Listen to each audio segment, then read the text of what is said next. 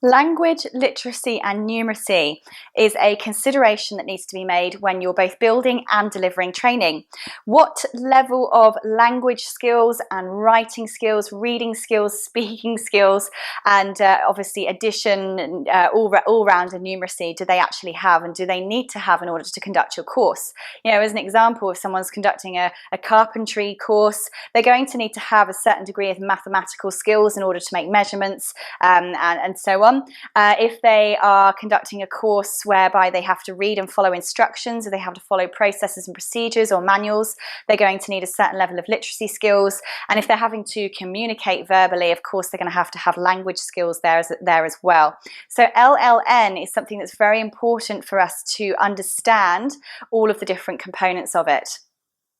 So the first and most simplest part we need to consider when we're building and delivering our training is the use of sort of jargon or terminology, industry-specific terms that we're using in our training program.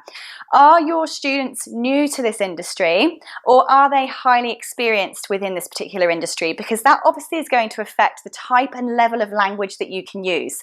It's going to affect how much you have to keep explaining the different language that you're using, or whether you can just bomb on in there with their specific language and terminology. Obviously, if you've got experienced people, you're actually going to decrease the learning experience by simplifying. If you have newbies in the group, it may be you decrease by jumping straight in at advanced level, and everyone's just sitting there blankly staring at you, not sure what you're actually talking about.